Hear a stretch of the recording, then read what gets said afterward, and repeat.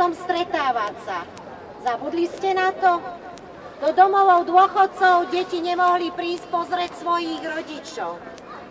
Potom prišla Veľká noc a nedalo sa ísť z okresu do okresu, ak ste nemali papier a povolenie.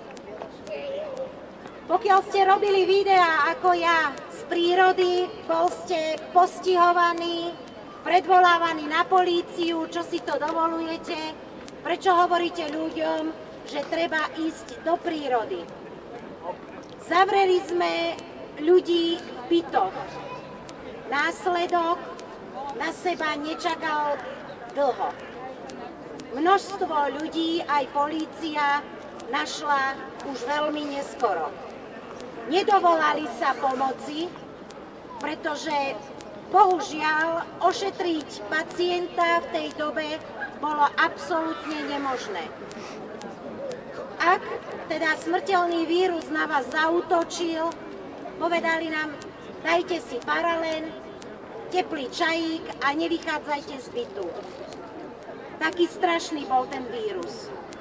Nikto nehovorí, že nebolo chrípkové obdobie, že tie chrípky nie sú často, ako by som to povedala, obohatené nejakým ďalším vírusom. Ale to, čo nám tu predvádzali v roku 2020 až 2022, zapričinilo, že viac ako 30 000 ľudí nedostalo zdravotné ošetrenie a na základe toho skonalo. Neboli operácie. Lekár vás nevyšetroval, len vám povedal cez dvere, ak nemáte test, ani nechoďte. Test na čo? Ľuďom bolo zabránené ísť do práce, deťom do školy, ľuďom do kostola a boli sme ticho. Teraz, keď konečne máme možnosť sa ozvať, hovoria, že na čo vyťahovať staré hriechy, že tým mŕtvým to už nepomôže. A to chceme, aby sa zopakovalo to isté, čo tu bolo vtedy. Nikto nikoho nenútil, ale oni nás nútili. Daj si rúško, zavri si ústa, nerozprávaj sa, nechod navštíviť svojich rodičov v domove dôchodcov.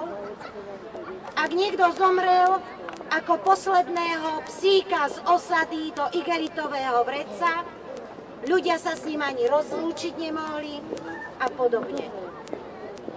A ja sa pýtam, či to nebol úmysel.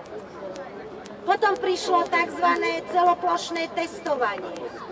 Ľudia v zime stali hodiny na to, aby im niekto, kto predtým vyšetril možno chorého, v zápäti vás zdravého, v tých istých rukaviciach, v tej istej kombinéze, na tom istom mieste a povedal vám, komu nič nebolo, že vy ste pozitívni, vy ste chorí. Čo sa dialo s tými vzorkami, ktoré odoberali? Hádzali sa bežne do igelitového sáčku, žiadna spalovňa ani nič. Ak sa otočíte, pri železničnej stanici je diskotéka. Tá testovala od rána do večera. Ako náhle skončila tzv. Pandémia, deti sa tam zabávajú presne v tých múroch, kde sa testoval smrteľný vírus. Dáva to logiku? To absolútne logiku nedáva. Po testovaní sme upozorňovali, začali skúšať očkovanie v domovov dôchodcov. Neviem, či si pamätáte na domov dôchodcov z Pezinku. V priebehu 5 dní 21 dôchodcov zomrelo, pretože ich jednoducho nechali tak. Nikto do dneska nie je potrestaný. Prečo? Lebo pani riaditeľka bola rodina niekoho z tých hore. Rozkazovali nám z tzv. Krízového štábu, kde bol jeden jediný lekár. Bol tam veterinár, bol tam architekt, Bolo tam všetko možné a všetci boli odborníci na smrteľný vírus. A povedali, zavrite sa doma, nevychádzajte a čakajte, kým to prejde. Naše deti, ktoré nechodili do školy, mnohé to zle zvládli.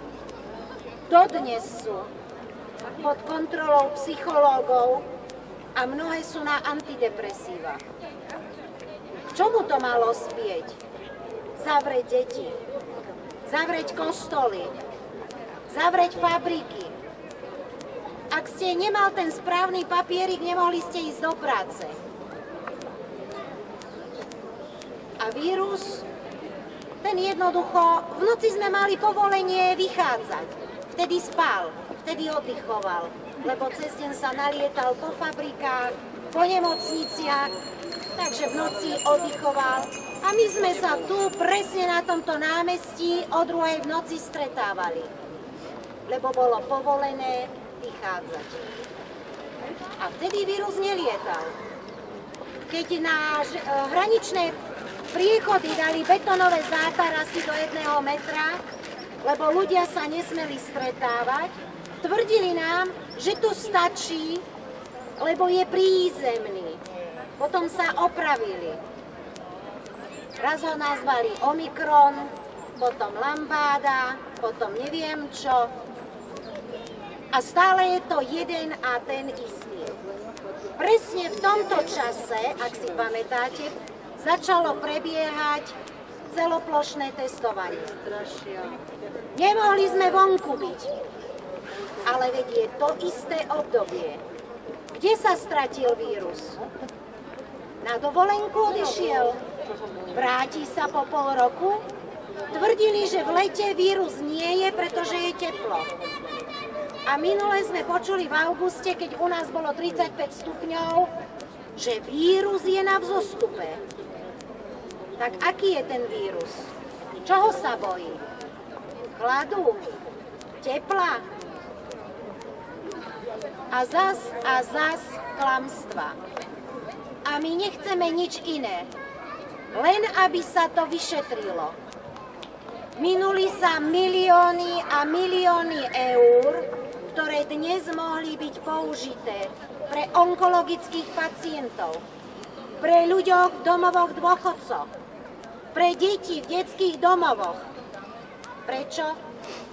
Pretože oni by mali dostať od štátu najviac. Oni to nezapríčinili, že sú chorí, že sú starí, alebo že sa ich rodičia vzdali. Nie. Zasa milióny a milióny idú tlačiť do niečoho, o čom nikto nič nevie. Ja sa chcem opýtať, ak teda už v roku 2020, pretože tento plagát sme nosili už v roku 2020, ak za to sme boli trestaní a videli sme, že je rozdiel medzi vysvetľovaním lekára a lekára.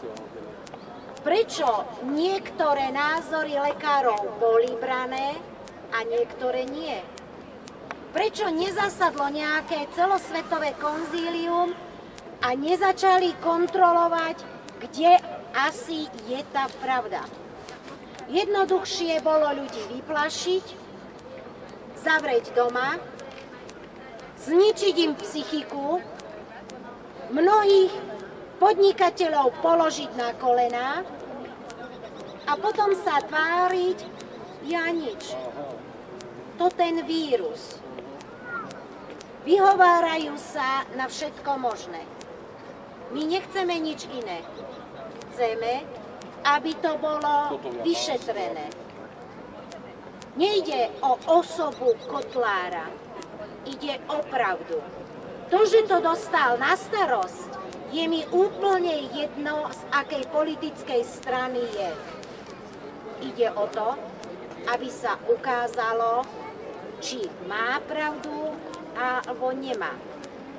A treba poukázať na milióny. Taká trnavská firma, ktorá bola v mínuse a odrazu dostala niekoľko miliónovú zakázku na testy. Pani Jurinová, predsednička VUC, aj s pani Pekarčíkovou, vedúcou odboru zdravotníctva, veľmi rýchlo použili peniaze nás, občanov Žilinského kraja, a zriadili mobilnú vakcizuzu, ktorá očkovala na námestiach. Aj tu, na tomto mieste stál v lete stan 30-stupňové horúčavy, keď vám každý lekár povie, že to je nebezpečné. Ľudia tu stáli aj hodinu v rade a oni ich potom jednoducho tu vonku zaočkovali. Ani len rukavice si tá sestrička alebo lekár nevymenili. Napriek tomu nebol problém. Pamätám si ako malé dieťa. Keď chodil zverolekár po dedinách myškovať, viete čo to je? Právky. Za každým zvieratkom si vymenil rukavice. Tu, na námestí, alebo v Martine, nie. A na čo?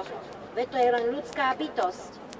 Ja ho očkujem, po ňom ide ďalší a ďalší.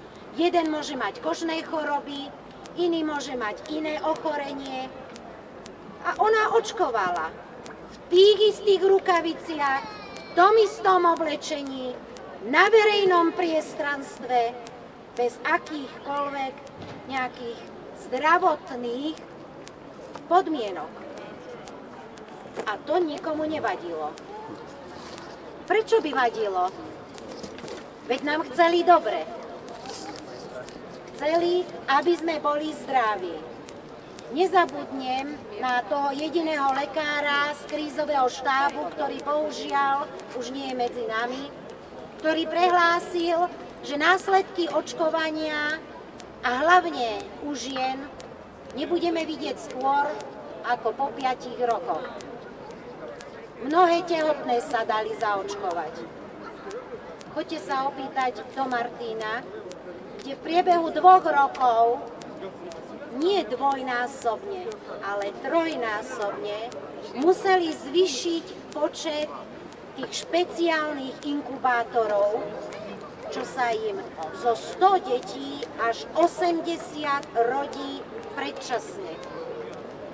Nestíhajú. Kedysi sa do Martina viezlo dieťatko zo Žiliny, z Dolného Kubína, z Oravy. Dnes si vyberajú, sú plní. Čím to bude? Môže to byť aj tým? Neviem. Ale nebohý krčméry to jasne povedal. U žien to uvidíme až po 5 rokoch. Bohužiaľ, nie sme tu odborníci. My sme sa tu dnes stretli nielen na podporu človeka, ktorý sa snaží predkladať a zbierať informácie, ale preto, aby sme si spomenuli na to, čo sa naozaj od toho roku 2020 do roku 2022 dialo. Prečo sme boli tlačení do niečoho, čo nebolo overené? Veríte tomu, že tí, čo sa pred kamerami, včetne vtedajšej prezidentky, dali zaočkovať 1-krát a vás nútili ísť 4-krát, že ich reálne aj zaočkovali? Ak teda áno, prečo nešla na 2. dávku, na booster, na 4. dávku a teraz už aj na 5. Veď nech to ukážu. O nič iné nejde. Veď vakcína je sloboda. Vakcína na čo? Prečo? Z čoho je vytvorená? Prečo nikto neposlúcha profesora Fischera? Žiada, aby sa urobila konferencia. Aby sa za stôl, za ten veľký, posadili tí, ktorí majú námietky a tí, ktorí sú za. Nech si vymenia skúsenosti. A oni si namiesto toho odkazujú cez médiá a neviem čo. Prečo? Veď ak má byť niekto odborník, tak nech to diskutuje s odborníkom, nie s novinárom. Nie s niekým, kto ani nevie, o čom je reč. A sme zase pri princípe toho všetkého. Prečo sú skrývané skutočnosti? Prečo nechcú, aby niektoré veci boli ozrejmené? Kto alebo kedy tých 20 až 30 tisíc ľudí, ktorí neboli ošetrení a zomreli, sa dočkajú spravodlivosti? Poznám ľudí z pohrebnej služby. 500 € ste zaplatili, ak ste chceli, aby vám človeka, ktorý mal v papieroch, že zomrel na COVID, obliekli do vašich vecí. Dali mu rúško. Ďalších 500 € stálo, ak vás na 5 minút pustili k truhle. A je zaujímavé, že tí pozostali nezomreli. Ten človek mal diagnózu, na ktorej akože zomrel COVID. Ľudia potichučky za úplatok sa s ním rozlúčili. Na pohreb mohlo ísť 6 ľudí, 10 ľudí, áno, ale tí ľudia to prežili potom. Pamätám si, keď Matovič rozkladal 11 000 kahancov. Ten Matovič, ktorý tvrdí, že on všetko dobre urobil a že je všetko v poriadku. Ten, ktorý zložil krízový štáb s odborníkom s veľkým O. Na peniaze. Nie na zdravie, nie ako sľuboval ľuďom kedysi, že to budú ľudia, ktorí budú chcieť, aby sa ľuďom dobre žilo. Ak si pamätáte, a viem, že to tu niekto pred chvíľočkou spomenul, 12. decembra 2020, vtedy tu táto Žilina nebola. Stáli sme, námestie bolo plné, bolo nás 500, možno aj viac. A urobili sme ľudový tribunál. Podľa... Vypni toto, prosím ťa. Podľa Rímskeho štatútu, ak sa štát nachádza v mimoriadnej alebo krízovej situácii, aj keď nie ste právnik, môžete vykonať ľudový súd. Musíte ale splniť asi 7 podmienok. Ja osobne som vyzvala písomne Matoviča aj celú vládu, aby prišli a postavili sa ľuďom do očí, poprvé, aby tu poslali svojich obhajcov, dala som tam dátum, aj všetko. A tu, na tomto námestí, sa konal ľudový súd. Rímsky štatút dodnes platí. Slovensko od neho nikdy neodstúpilo. To znamená, tých 500 ľudí, ktorých som sa verejne pýtala a mnohí sa podpísali, odsúhlasilo, že Matovič porušil množstvo zákonov a bol verejne odsúdený. Keď som sa pýtala Harabina, či je možné toto použiť, povedal mi jednu vetu. Áno. Ale museli by ste mať niekoho, kto to chce použiť. A to je už len na tých hore, ktorí sedia v Bratislave. Pretože ak ľudia, 500 ľudí na verejnom zhromaždení a ako sme išli bod za bodom, odsúhlasili každý jeden porušenie zákona, takže rozsudok je právoplatný. A preto sa dnes staviam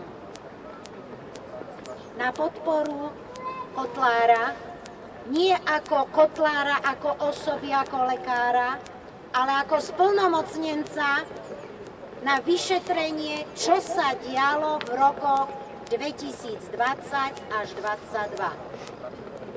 A odtiaľ toho chcem vyzvať na jednu vec. Pán Kotlár, začnite od začiatku. Zákaz stretávania, zákaz návštev bez akéhokoľvek dôvodu, zákaz prechodu z okresu do okresu, rúška aj na ulici, zákaz detí v školách, zákaz ľudí v kostoloch, zákaz alebo vyhodenie z práce za to, že nemal rúško alebo nebol otestovaný, neskôr zaočkovaný. Celoplošné testovanie. Kto zarábal na momkách, nevráti peniaze. Pretože nenakladali s našim biologickým materiálom, kto sa chodil testovať, a zvlášť s nebezpečným vírusom, tak ako mal. V tom prípade to nebol nebezpečný vírus. To znamená, ak mesačne dostávali momky 22 000, minimálne polovičku nech vrátia. Každá jedna. Za každý mesiac. Pretože testy dostali, oni ich nekupovali v tých momkách. Pozor, to sme platili my ako občania. Dostali príplatok na energie, dostali príplatok na ľudí, ktorí tam pracovali, dostali finančný príplatok na to, že mali gumené rukavice a podobné veci. Takže ak teda to nebol smrteľný vírus, lebo sa k nemu tak nesprávali v tých momkách, minimálne polovičku, aby ste videli, koľko miliónov sa nasype len tak šmahom ruky naspäť. Ľudia, ktorí dostali pokuty za rúška, už dávno to malo byť zrušené. Automaticky. Oni nie sú vinní ničím. Len tým, že chceli dýchať. Ak ja mám nejakú infekčnú chorobu a nakazím iného a som si vedomá, že ju mám, je to trestný čin. Ako zdravý človek môže zdravého nakaziť? Vysvetlite mi to. To sa nedá. Dnes by tu stal s nami Mirko z Hlutok. Nazývali ho hoaxérom, antivaxérom a neviem ako. Keď ho doviezli do Martinskej nemocnice, bolo povedané, nemôžem to potvrdiť, ale bolo povedané na oddelení, o toho sa nemusíte starať. Dnes to už nie je. Martinčani a Vrutočani vedia, o kom hovorím. A takýchto bolo ďaleko viac. Ďaleko viac. Nikto nehovorí, že plúcna ventilácia nie je užitočná. Ale viete kedy? Keď ju obsluhuje odborník. Keď vie, čo má s tou plúcnou ventiláciou robiť. A toto priznali aj po tzv. Pandémii. Nevedeli ju obsluhovať a v úvodzovkách množstvo ľudí na to doplatilo životom. Nikto nehovorí, že tie prístroje nepomáhajú ľuďom. Ale je potrebné vedieť, kedy ich použiť a ako ich použiť. Mali sme zakázané chodiť do prírody. Ja som bola večne na východe hore na Vlčincov u policajtov. Zas bola vonku. A čo som mala robiť? Mala som sedieť doma zavretá? Čo nás učili od malička? Ráno vstaneš, otvoríš okno, vyvetráš, vyhodili sa periny, okná na dvere. Ja viem, že je smog. Ale tá zavretá miestnosť, kde tí ľudia boli zatvorení, ten vydýchaný vzduch, to je niečo strašné. A verte, že to je smrteľné. Poznám, neviem, či ešte žije, z Martina, mikrobiológa. On ako jediný po laboratóriu nechodil v kombinéze. A hovoril tým sestričkám, Dievčatá, čo som vás učil? Vy 8 hodín sa kúpete v tej kombinéze. Neviem, koľko bolo na to modré rúško, 2 hodiny či koľko. Dýchate spätne to, čo ste tam vydýchli a vy chcete vyšetrovať vzorky zdravých ľudí. Ako dáva vám to logiku? Viete, akú odpoveď mal vždy? Taký je príkaz. A najhoršie sú príkazy, ktoré berieme, prijímame a vykonávame bez toho, aby sme používali rozum. Nikto nehovorí, že ľudia neboli chorí. Aj teraz sú. A zas príde február, marec, keď príde jarná vlna alebo chrípkové obdobie. Predsa vždy to tak bolo. Dnes je moderné nenosiť šál, ale rovno respirátor. Maliarsky respirátor. A keď to vidíte u niektorých tých administratívnych pracovníkov, tak neviete, prišla maľovať, alebo vám prišla robiť doklady. No lebo to sú maliarské. Dokonca chlapi, ktorí búrajú, tie respirátory musia často meniť, pretože cez ne prechádza prach. Ale my sme mali smrteľný vírus, ktorý mal tomu zabrániť. A tak sa pýtam, či tí, ktorí sú dnes v Bratislave, Košiciach, Banskej Bystrici, či súhlasia aj s nami tu v Žiline, že je potrebné zistiť, ako to bolo. A ak je niekto vinný a sú vinní, že ľudia neboli ošetrení, nikto nechce pomstu. Ale prepáčte mi, nepotrestať ľudí, ktorí siahli na život a na zdravie iných, to už nám môže len povedať, že nie sme svojprávni. Lebo každý jeden svojprávny človek si povie, kto ti dal právo tebe, Matovič, krízový štáb, lekári, ktorí nedvíhali telefóny, neošetrovali, neoperovali, rozhodovať o živote niekoho iného. Lebo o tom to bolo. Ja som sa už vyrozprávala, ospravedlňujem sa, ale musela som to dostať zo seba von. Ja len v krátkosti. Pani Ústupská povedala tú genézu, tú históriu tých udalostí, ale ja by som sa chcel skôr zamerať na to, ako to vníma teraz. Pán Kotlár povedal v tej svojej správe, že v podstate zodpovední sú za to lekári. Mnoho lekárov, ako povedal, očkovali, viete, ako do umývadla. Dokonca za 500 alebo za 300 eur. To je známa vec. Mnoho úradníkov, vplyvných osôb sa dali očkovať, tak ako hovoril pán Kotlár, do umývadla. Títo ľudia dneska mlčia. Dalo by sa povedať, že títo pokrytci, ktorí vedeli, že sa nedali zaočkovať, lebo to bola vakcína, ktorá ak mali trošku zdravého rozumu, tak samozrejme našli spôsob, ako to obísť.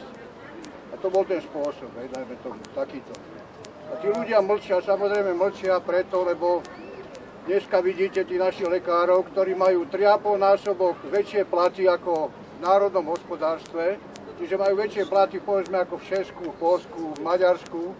Oni dali hromadné výpovede a to sú všetko tí lekári, ktorí sa vtedy akože dali očkovať, respektíve boli medzi tými, ktorí propagovali očkovanie. Tých lekárov s tým charakterom ako pán Kotlár je skutočne asi minimum, lebo ten hlas by prevládol. Samozrejme, veľa ľudí sa očkovať nedalo, lebo cítili tým obyčajným sedliackým rozumom, že je to niečo neprirodzené, niečo, čo vlastný cit im hovoril, že je to nesprávne. A tí lekári mali vtedy vlastne byť na poplach, oni robili presný opak. To sú naši lekári. Kedy si propagovali napríklad v nejakej diskuzii som počul, že tí lekári, ktorí sa cítia, že sú podhodnotení, vyhrážali sa, že odídu na západ. Ja som povedal, vďaka Bohu, že sa takých lekárov zbavíme, nech idú za peniaze. My potrebujeme lekárov, ktorí majú charakter a majú lekársky cít, lekárskú prísahu, ktorú rešpektujú tej svojej plnosti. Takže to som chcel povedať na okraj toho, že tá zodpovednosť tu je stále v ľuďoch, ktorí existujú, sú tu medzi nami. A samozrejme tí lekári majú takú kolegialitu, že žiadny z nich neprizná, že sa mýlil. Lebo dneska už je jasné, že táto hystéria alebo pandémia bola umelo vytvorená a zrazu vojna v roku 2022 zabila vírus. Rozumiete, čo sa stalo? Prišla vojna a zrazu vírus už neexistoval, zmizol, stratil sa. Ako je to možné? Už len nad týmto, keď sa zamyslíme v tom časovom slede, je jasné, že to bol podvod. Áno, vírus bol skutočne umelo vypestovaný, ale nikdy nemal takú kapacitu zabíjať, ako si niekto prial. Čiže bol to podvod. Takže ja len kvôli tomu chcem povedať, že aby sme sa nedali znova nachytať, lebo znova je tendencia ľudí nahovoriť na to, aby znova podľahli tej davovej psychóze. Vylúčili ten svoj zdravý sedliacky rozum, ktorý máme všetci. Takže to len taký môj odkaz. Ďakujem.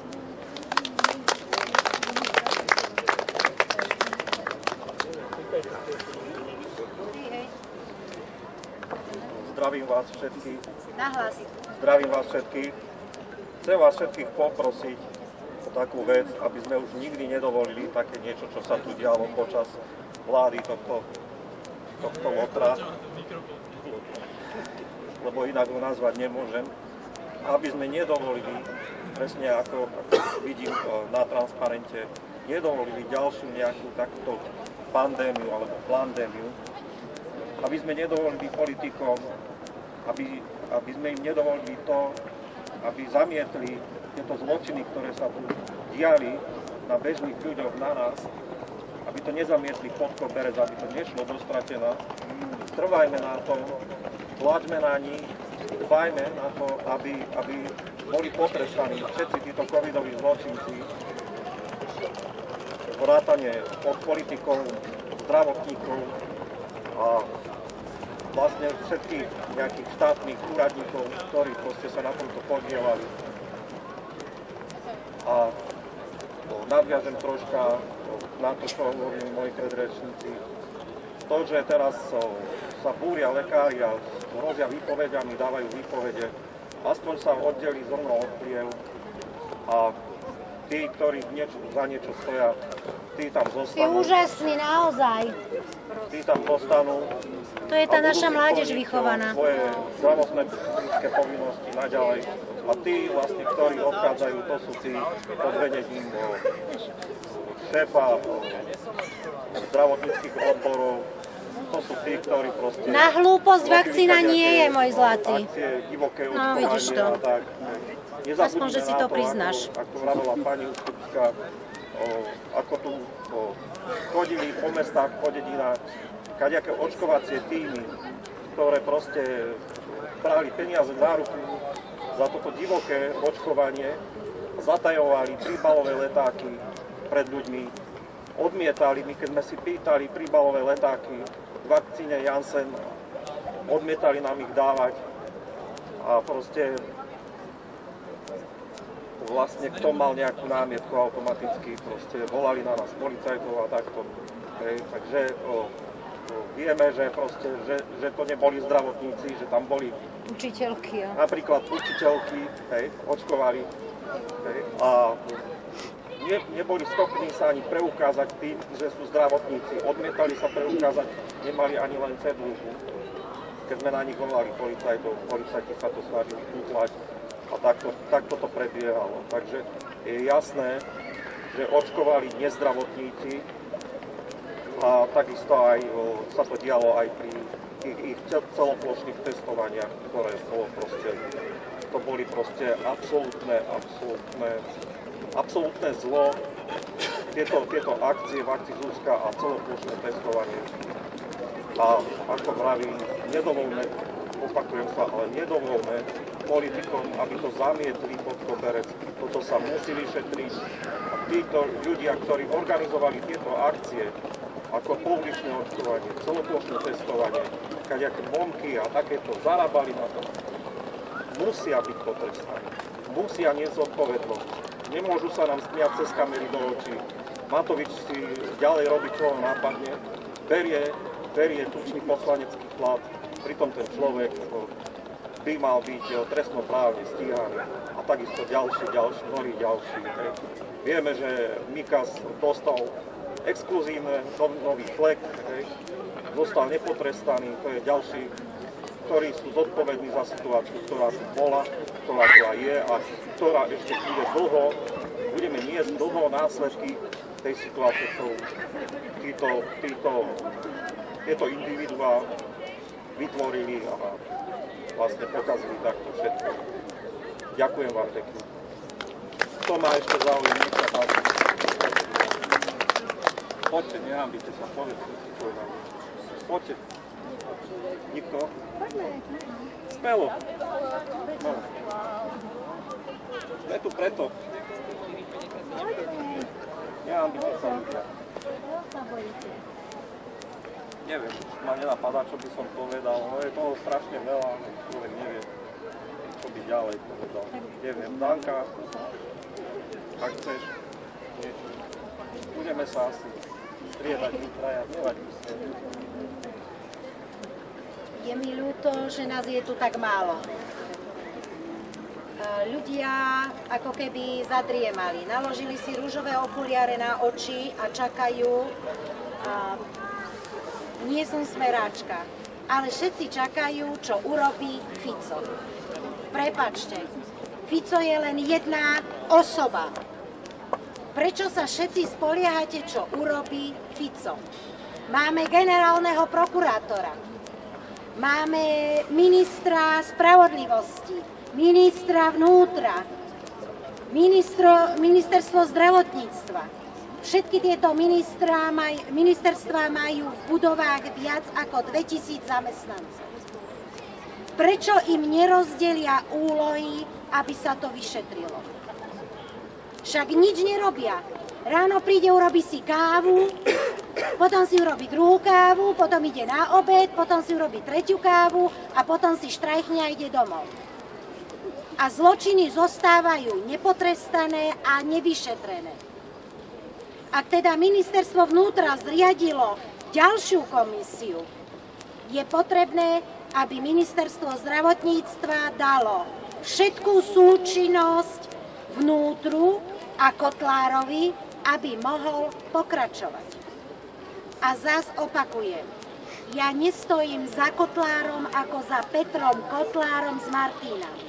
Ja stojím za človekom, ktorému bola pridelená funkcia splnomocnenec vlády na vyšetrenie covidovej pandémie po všetkých stránkach. Či už po stránke zdravia, po stránke financií, zneužívanie právomoci verejného činiteľa a podobne. V krátkosti pred koncom ešte spomeniem. Na súdoch bežia naďalej procesy. S Jurajom Dobrodkom, vojak, ktorý odmietol plniť príkaz, ktorý mu bol daný o deň neskôr. Aj toto sa dialo. On mal splniť 9., ale príkaz vyšiel 10. A za to mu hrozí 25 rokov. Stroj času potrebujeme.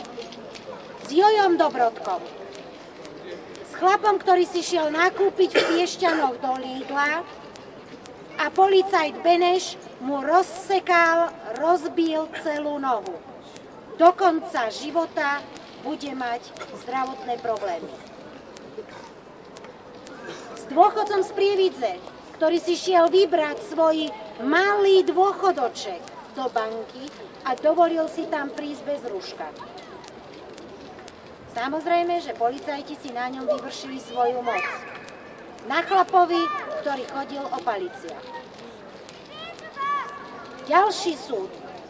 V Topolčanoch pracovníčka, ktorú vyhodili z práce bez nároku na mzdu a neviem čo. Na Orave poznám minimálne 10 takýchto prípadov. V nitrianskom Právne je učiteľka, ktorú psychicky tak týrali, že musela ísť na penku len preto, že v triede povedala, že by si mali dobre prečítať pokyny, používať hlavu, nebonzovať na rodičov a hlavne žiadať si podklady pred očkovaním. Riaditeľka ju zlomila psychicky. Dodneska takisto nikde nepracuje ako ja. Je zákaz. Lebo čo keby sa pandémia vrátila a takíto ľudia nám tam budú učiť? Však tu nám robili neplechu a v tej ďalšej pandémii nám budú robiť ešte väčšiu, lebo my sme sa už poučili. Naštudovali sme si zákony. Začali sme sa brániť. Nebali sme sa policajtov. Dokonca v Bratislave presne s týmto plagátom som sedela v CPZ-ke 4 hodiny. A prestaňte, a prestaňte, a prestaňte. Ja som nič nerobila. Ja som prišla pred Národnú radu, vtedy asi s 500 ľuďmi a takto sme tam prišli. Ešte sme ani nevyšli. Už po nás vyleteli tí PMčkári a korytnačky a neviem kto. Maja z Kysuckého Nového Mesta. Policajti ju zatiahli a tak ju dobili, že 3 týždne ležala. Ťažký otraz mozgu. Len za to, že si dovolila nemať rúško a povedať policajtovi, chlapče, ruku na mňa neklaď. A toto všetko spadá práve do obdobia pandémie. Toto všetko by malo byť vyšetrené. Lekári, ktorí brali peniaze za to, že sestrička dvíhala telefón, v zavretej ambulancii sedeli od rána do večera, pili kávu, ale vás neošetrili. Sestrička spoza dverí vyložila recept a chodte, bez toho, aby vás videli. V roku 2020 tu na tomto námestí stal chlap z Malacie v teplotách. Neošetrili ho, lebo nemal PCR test. Dnes mu chýba 1/4 pľúc. Tá lekárka by už dávno nemala byť lekárka. Viete, aká je odpoveď z Ministerstva zdravotníctva z vlády? Keby sme ich všetkých vyhodili, kto nás bude liečiť? A kto nás liečil 2020 až 2022? Sestrička, ktorá dvíhala telefón. Pomaly vás navádzali cez telefón, že si máte doma vyoperovať slepé črevo. Nebojte sa. Ohrejte si nožiček. Hej, my vás budeme navádzať cez telefón. Však to bude teraz tá telemedicína. Vy si zavoláte, popíšete príznaky a niekto na druhej strane vám vysvetlí, čo si máte urobiť. Toto je budúcnosť. Tak čo sa bojíme vyhádzať lekárov, ktorí neoperovali, ktorí neliečili? Áno, presne tak. Vynikajúco. Tak ako vy ste mali svoj názor, tak my máme náš názor. A nebojíme sa ho prezentovať. Je to smutné. Keď sme stáli na námestiach, stáli medzi nami ľudia, dokonca tí, ktorí volili Oľano, ktorí volili SAS, volili Za ľudí a podobne. Pretože to nemala byť politická vec. To mala byť vec nás všetkých. A opakujem znova, je mi jedno, za akú stranu je v Národnej rade Kotlár.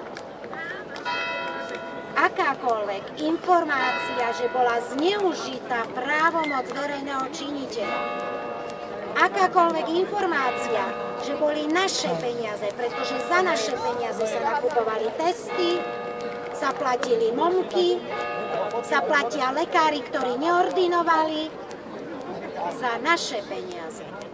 To znamená, že máme právo vedieť.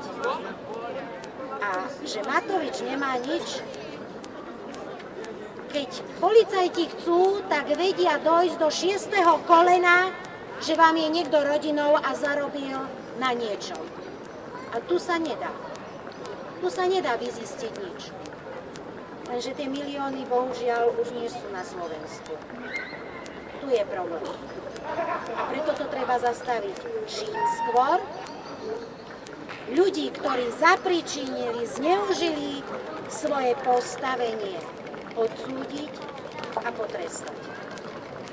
Nikto nechce, aby ich niekto vešal na šibenicu. Nie. Máme toľko práce pre nich, však treba Višňové tunel dokopať. Treba diaľnice postaviť. Treba, ja neviem, mosty stavať. Kedysi čo sa robilo s takýmito, ktorí naozaj mali ťažké tresty? Museli pracovať. Ani prosím, ale môžete tam hlasitosti pridať, nepočuješ dobre. To už je váš problém. To nedá viac. Nedá sa to viac. Nedá sa to viac. Takže, bohužiaľ, ak nebudeme tlačiť na to, aby sa to vyšetrilo, zas aj tých 30 000, 20 000, nech len jedna obeť bola úplne zbytočná. Ľudský život sa nedá nahradiť. Pamätajte na to. A to je jedno, či to je dieťa, dospelý, dôchodca alebo prestárly. Nedá sa nahradiť. A nerozumiem jednému. Akým právom a kto dal tej vláde právo nám siahnuť na zdravie a na život. Oni nám ho nedali. Mne môj život dal môj otec a moja mama. A s požehnaním tej síly tam hore. Prečo oni si dovolili siahnuť na zdravie nás, našich detí a nikto to nechce vyšetrovať. Môže za tým byť len jedna vec. Že sú v tom všetci až po krky zapletení a všetci z toho mali bohatý finančný zisk. Ja len toľko a ďakujem, že ste ma vydržali počúvať.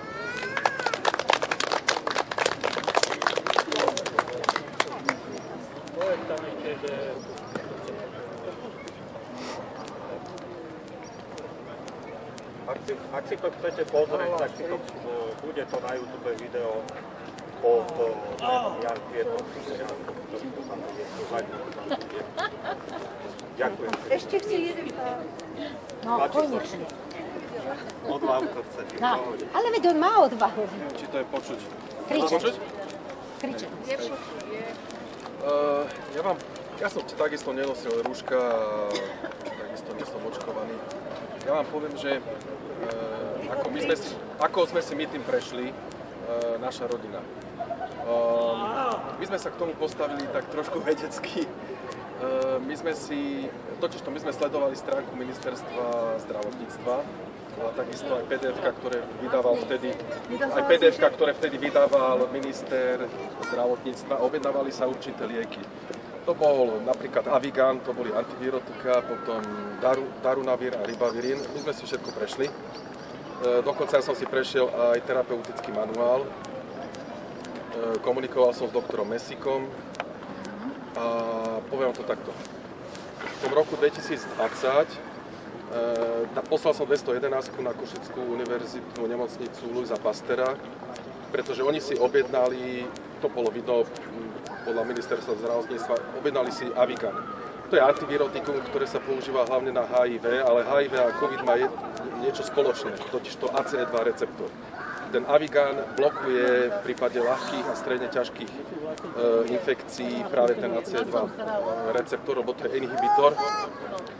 A takisto aj štúdie boli úplne jasné, že ten liek je schopný blokovať tento receptor, ale je strašne drahý.